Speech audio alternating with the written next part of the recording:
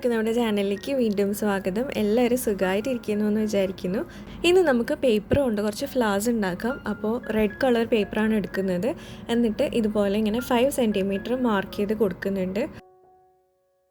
5 സെൻറ്റിമീറ്ററിൻ്റെ സ്ക്വയേഴ്സാണ് നമ്മൾ വരച്ചെടുക്കേണ്ടത്. എന്നിട്ട് നമ്മൾ അത്രയും സ്ക്വയേഴ്സ് കട്ട് ചെയ്തെടുക്കുക. അപ്പോൾ ഞാൻ 2 A4 ഷീറ്റിൽ നിന്ന് ഇത്രയും കുറേ സ്ക്വയേഴ്സ് കട്ട് ചെയ്തെടുക്കുന്നുണ്ട്.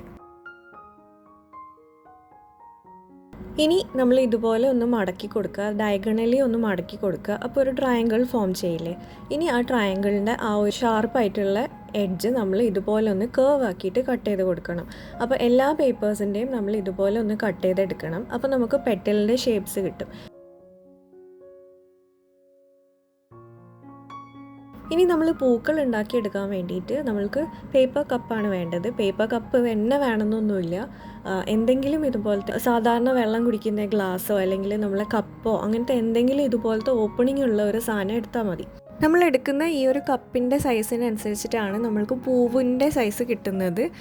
ചെറിയ പൂക്കൾ ഉണ്ടാക്കാൻ വേണ്ടി എന്തൊക്കെ എടുക്കാമെന്ന് ഞാൻ വഴിയെ പറയുന്നുണ്ട്. അപ്പോൾ നമ്മൾക്ക് പൂവുണ്ടാക്കാൻ ഇതുപോലെ ഓരോ പെറ്റലെടുത്തിട്ട് ഇതുപോലെ ഇങ്ങനെ പേപ്പർ കപ്പിൻ്റെ മേലേക്ക് ഇങ്ങനെ വെച്ച് കൊടുക്കുക. അപ്പോൾ ഫസ്റ്റ് ലെയർ ചെയ്യുമ്പോൾ നമ്മൾ പേപ്പർ കപ്പിലേക്ക് ഗ്ലൂ ആവാൻ പാടില്ല. പെറ്റൽസ് അങ്ങോട്ടും ഇങ്ങോട്ടും സ്റ്റിക്കായി നിൽക്കുന്ന രീതിയിൽ ഗ്ലൂ ആക്കി കൊടുക്കുക. ഇനി നെക്സ്റ്റ് ലെയർ മുതൽ നമ്മൾ മേലെ ഇങ്ങനെ മൊത്തമായിട്ട് ഗ്ലൂ അപ്ലൈ ചെയ്ത് കൊടുത്തിട്ട് നമ്മളിങ്ങനെ പെറ്റൽസ് വെച്ച് കൊടുക്കുക. അപ്പോൾ ഒരുപാട് പെറ്റൽസിൻ്റെ ആവശ്യമുണ്ട്. ഒരുപാട് പെറ്റൽസ് ഉണ്ടായാൽ മാത്രമേ നമ്മളുടെ റോസ് കാണാൻ അത്രയും ഒറിജിനാലിറ്റി ഉണ്ടാവുള്ളൂ.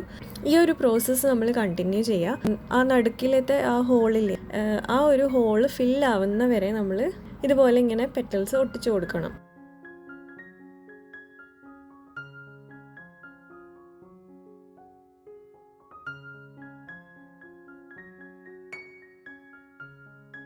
അപ്പോൾ നമുക്ക് ഇപ്പം ഗ്യാപ്പൊന്നും ഇല്ലാതെ കിട്ടിയിട്ടുണ്ട്. അപ്പോൾ ഈ ഒരു സമയമാകുമ്പോൾ നമ്മൾ ഇനി ഇതിനെ ഉണങ്ങാൻ വെക്കുക. ഉണങ്ങിയതിന് ശേഷം നമ്മൾ ഇതുപോലെ കപ്പൊന്ന് ഇളക്കി മാറ്റുക.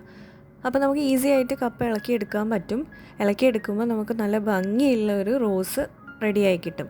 അപ്പം ഇത് ഈ ഒരു സൈസിലുള്ള റോസിൻ്റെ ആണ് നമ്മൾ ഉണ്ടാക്കിയത്. ഇനിയിപ്പം ചെറിയ റോസ് വേണമെങ്കിൽ കുട്ടികളുടെ മരുന്നിൻ്റെ സിറപ്പിൻ്റെ ബോട്ടിലിൻ്റെ ഒരു ക്യാപ്പില്ലേ, ആ ക്യാപ്പോ അല്ലെങ്കിൽ ഇതുപോലത്തെ ചെറിയ എന്തെങ്കിലും ബോട്ടിൽ ക്യാപ്സൊക്കെ എടുത്തു കഴിഞ്ഞാൽ നമുക്ക് ഇതുപോലത്തെ കുഞ്ഞു കുഞ്ഞു റോസസ് ഉണ്ടാക്കാൻ പറ്റും.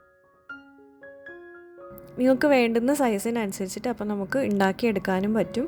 അപ്പോൾ അത്രയേ ഉള്ളൂ, ഈസി ആയിട്ട് ഉണ്ടാക്കാൻ പറ്റും. നല്ല രസമാണ് കാണാൻ, നല്ല ഒറിജിനാലിറ്റി ഉണ്ട്. അപ്പം എന്തായാലും എല്ലാവരും ട്രൈ ചെയ്ത് നോക്കുക. വീഡിയോ ഇഷ്ടമായിട്ടുണ്ടെങ്കിൽ ലൈക്ക് ചെയ്യുക, ഫ്രണ്ട്സിനും ഫാമിലിക്കൊക്കെ ഒന്ന് ഷെയർ ചെയ്ത് കൊടുക്കുക. നമുക്കിനി നെക്സ്റ്റ് വീഡിയോയിൽ കാണാം. ബൈ.